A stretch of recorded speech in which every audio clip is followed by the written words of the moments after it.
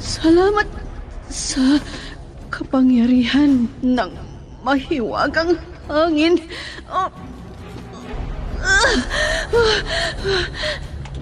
Nandito na ako sa kuweba. Aray ko! Manganganak na ako!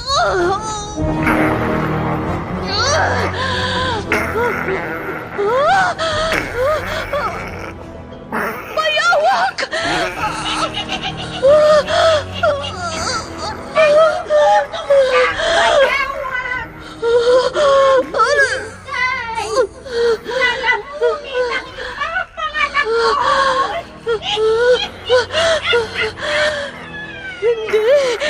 Hindi ko ipahihintulot.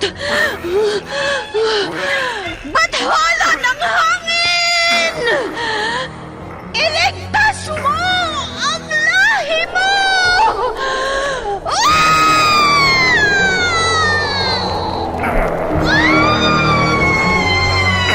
Bakit hindi mo sinakmal ang sanggol?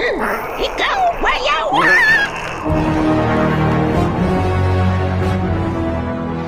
Immortal.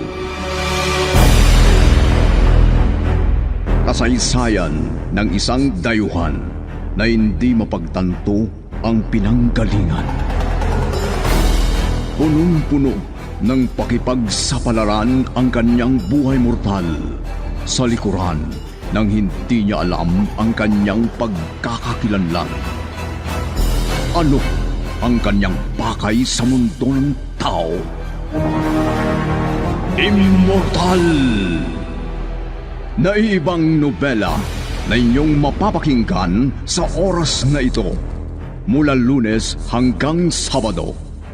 Nobela at sa panulat ni Leti Astudillo Aquino at sa direksyon ni Lubimin Aquino Sr.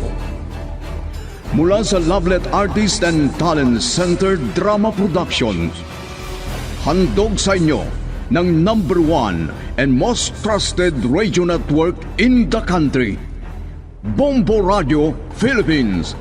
Basta Radio Bombo! Immortal!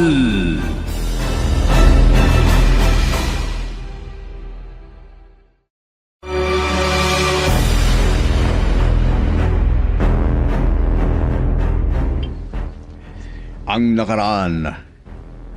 Isang sasakyan ang natanaw ni Riani habang nagpapahangin siya sa rooftop ng kanyang bahay. Pinagmasdan niyang mabuti ito, lalo na tila pabalik-balik tapos umalis na. Nanlaki ang mga mata ni Riani nang hindi niya alam na sina Artemio at Amar pala ang nakasakay sa naturang sasakyan.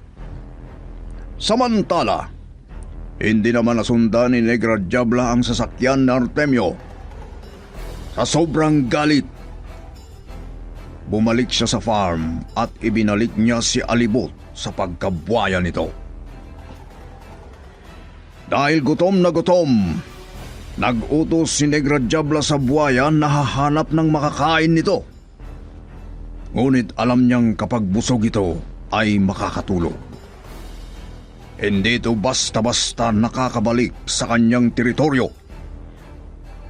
At doon nga, nagpiestahan ng buwaya ang mga unggoy at sila rin ang naging biktima ng nagutom na buwaya.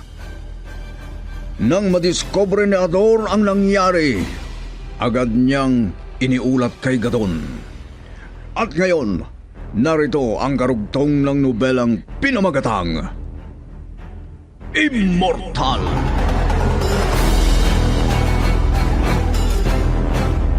Kung hindi niyo ako makita rito sa farm, baka tumahimik na dito. Kung magpakain na lang kaya ako sa bahay o sa sawa. Ano bang sinasabi mo, Ador? Hindi naman ako masamang tao, sir. Minahal ko lang talaga yung mga alaga natin dito. Pero ngayon, ako na lang ang pinag-iinitan. Ako na lang palaging pinaparusahan. Tumigil ka nga riyan. Kasi sir, nagugutom na rin yung sawa. Hindi ko na siya napakain ng manok kagabi. Tumigil ka, sabi ko! Mas mabuti ba? Puntan ko na lang yung sawa. At ako na lang ang magpalunok sa kanya. Sawa! Hoy! Ador! Ako na lang ang lunukin mo. Ador! Ubusin mo na ako. Bumalik ka! Ador!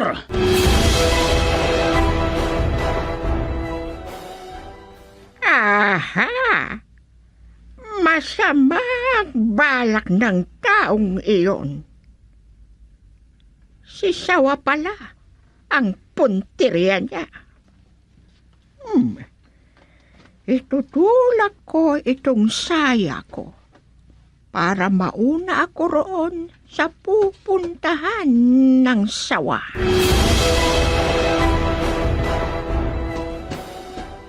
Sawa!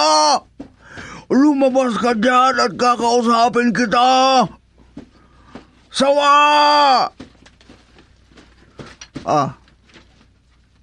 Wala si Sawa sa loob ng kulungang screen niya. Naku, nasira ba ang screen? Nakawala si Sawa.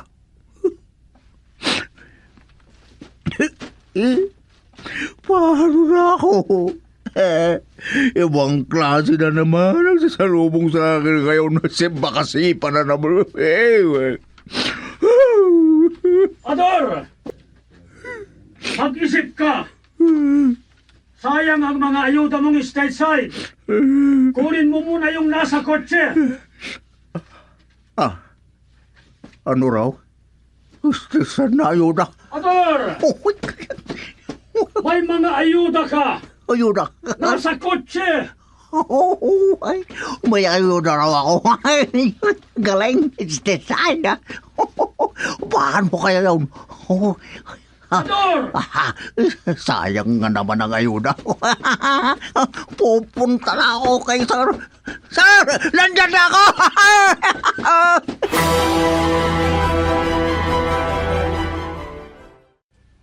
Kumusta na po kayo, Ma'am Ivana? Narito kayo ngayon sa rooftop para magpahangin. Oo, Marlon. Hindi kasi maganda ang pakiramdam ko nitong mga nakaraang araw. May sakit ba kayo kaya hindi kayo lumalabas ng kwarto nyo? Wala naman akong sakit. Maayos naman ako. Pero hindi ko maunawaan ang sarili ko. Parang laging malungkot ang pakiramdam ko. Bakit? Ano ang dahilan ng kalungkutan nyo? Baka naman sobra lang akong nag-iisip. Isa lang naman akong ordinaryong tao. Ma'am Ivana? Huwag mo na akong tawaging ma'am. Kapag kinakausap mo ako, Marlon, kausapin mo ako bilang kaibigan o parang kapatid. Kagaya ng sabi ko, isa lang akong simpleng tao. O sige, kung yan ang gusto mo, Ivana. Salamat. Gumaan ang pakiramdam ko. Parang may taong malapit sa akin ngayon. Parang kapatid. Di ba kapatid mo si Sir? Siguro. Anong ibig mong sabihin na siguro? Iba si Artemis. Sinasabi niyang kapatid ko. Oo, kapatid ko siguro. Ano? Marami akong mga tanong na hindi ko alam kung may kasagutan. Ganun ba? Ano ba yung mga katanungan yan? Baka matulungan kita. Sabi nila, nakatulog ako ng matagal. At habang tulog ako, panaginip na parang totoo. Oo, yan din ang sinabi sa akin ni Sir. Nanatili ka raw sa isang laboratorio sa isang ospital noon. Marami akong gustong alamin tungkol sa mga panaginip ko.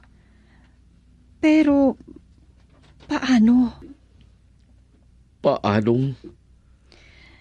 Nararamdaman ko kasi na may nawawala sa akin. Parang may isang bahagi ng sarili kong unti-unting naglalaho. At ano yung naglalaho? Hindi ko alam. Hinahanap ko pa rin. Pero, hindi ko alam kung ano talaga ang hinahanap ko.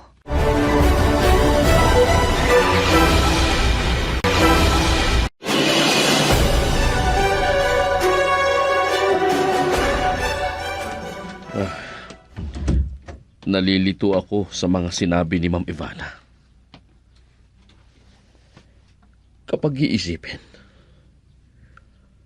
parang hindi pangkaraniwan ang mga sinasabi niya. At gaya ng sabi ni Sir, nakatulog daw siya na mahabang panahon. Ang tanong, anong sakit yun? At bakit siya natulog ng ganon katagal? At ngayon, ganon din ang sinabi ni Ivana. Ay, nakapagtataka. Parang hindi sila tunay na magkapatid. Ay, marami ng oras ko ang nasayang sa pag-iisip nito. Maganda na lang ako ng mga gagamitin namin sa biyahe kasama si Sir. Dahil sa anumang oras mula ngayon, aalis na kami.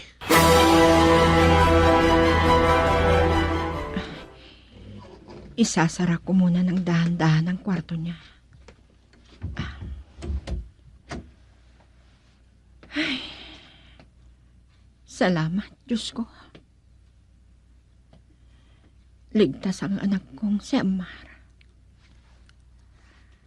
Kahit marami siyang sinasabi na hindi ko masundan o maintindihan. Wala akong balak lumabas ngayon. Wala ako sa mood na makipagkwentuhan kina Dalia. Kaya aakyat na lang ako sa rooftop. Si Sir Artemio sanang makausap ko. Marami akong gustong sabihin sa kanya. Pero lagi siyang abala. At wala nang oras makipag-usap sa iba. Si Ate Masa pala. Hello, Ate Masa? Hello, Riani. Bakit? Hindi ka ba lalabas ngayon? Ha? Hindi. Wala akong pupuntahan. Bakit? Andyan ba si Amar? Oo, nandito. Pero natutulog. Bakit mo natanong? Kasi pupunta sana kami dyan para mamasyal kasama si Madam Shona. Namiss nila Ari si Amar. O sige, pumunta lang kayo rito. Siguradong magigising din si Amar mamaya. Bakit siya natutulog? Hindi pa naman oras ng tulog. Ganito kasi. Isinama siya ni Sir Artemio sa biyahe. Ilang araw din silang nawala. Pagbalik nila, parang pagod na pagod si Amar. Kaya tulog ng tulog. Ganon ba? O sige, tingnan mo rin ha. Baka may nararamdaman siya. Wala naman akong napapansin. Naglalagi lang siya sa kwarto niya. O sige, punta na lang kayo rito. Paghahandaan ko ang pagdating ninyo.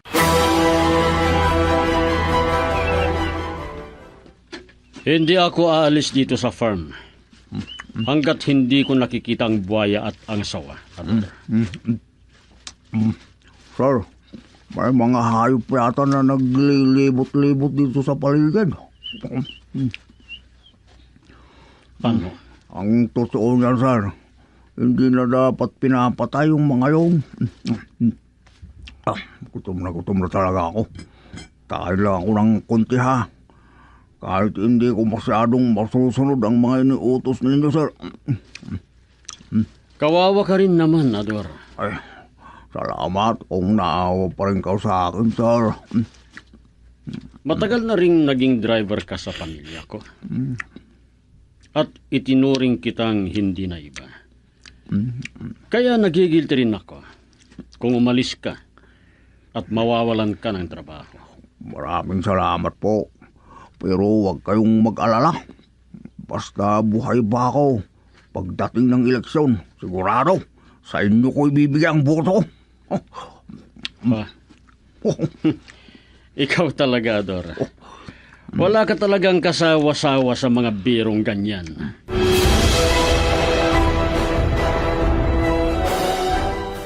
Wala na ang mga anak ng tatlong matandang unggoy. May bakas ng dugo sa paligid ng kalsada. Ibig sabihin may nanakit sa kanila. Baka ang sawa o ang buhaya. Ador, yung mga anak ng unggoy na pinaubaya ko sa'yo, regular bang pinapakain mo yung mga yon? Sir, alam nyo ba? Ano na naman yan, ha? Baliw yata ito. Bakit, Ador? Yahoo! Nandyan na ang buhaya. Nandyan ang buhaya? Oo, sir. Sige, pupunta ako doon sa kinaroroonan niya.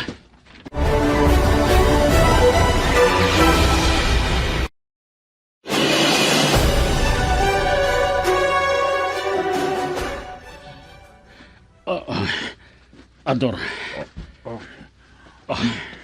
Ano yun, sir? Ba't ngayon ko lang naisip? Ano po ang ibig ninyong sabihin, sir?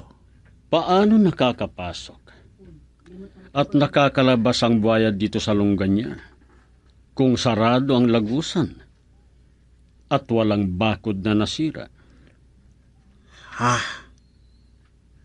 Sagutin mo ako, Ador. Saan siya lumalabas at pumapasok?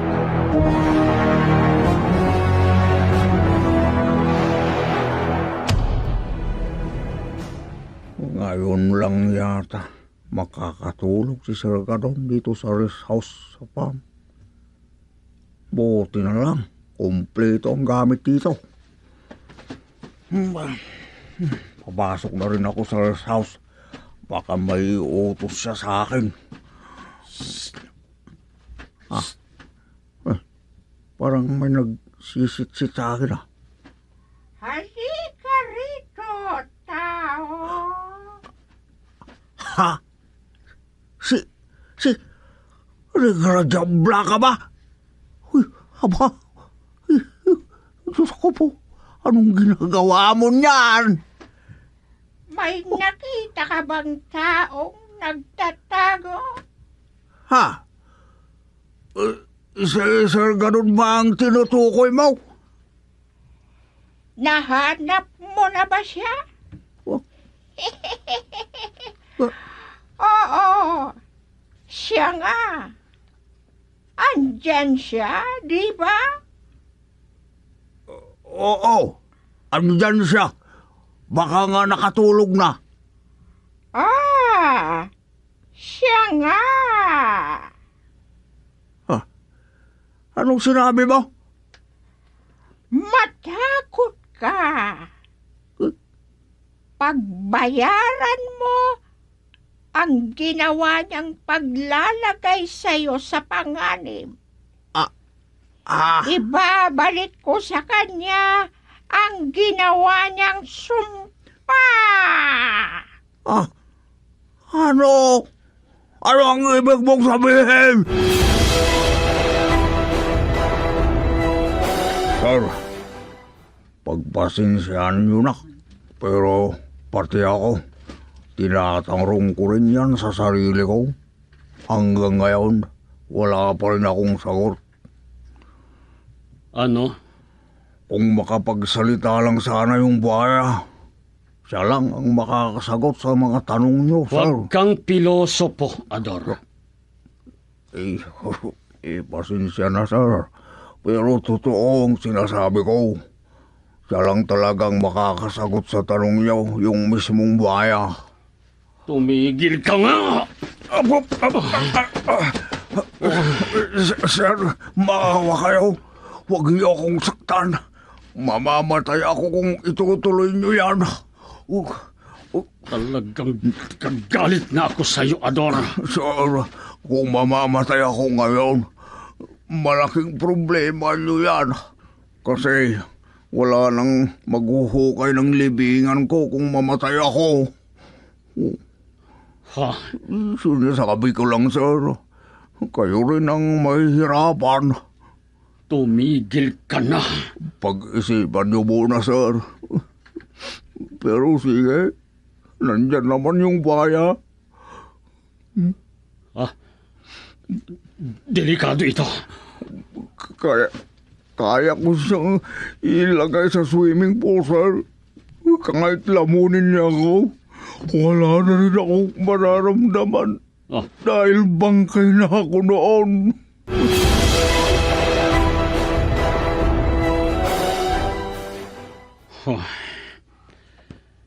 Nakakainis talaga yung Ador na yon. Sabi ko na nga ba, kung puro reklamo lang din naman siya, dapat pinasakmal ko na lang siya sa buhaya. Hindi ako makapagmaneho ng maayos dahil sa init ng ulo ko. Umalis ako kahit 10 oras ng gabi. Pero paano kung hindi siya makapag-isip ng tama?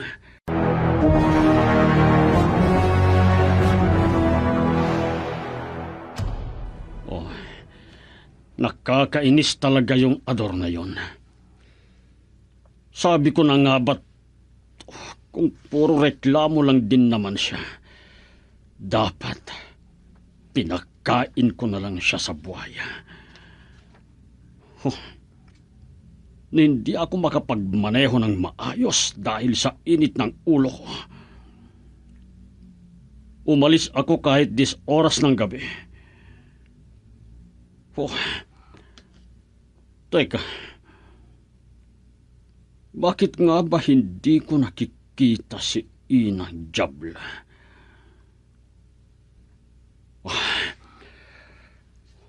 Babalikan ko siya. Kakausapin ko si Jabla.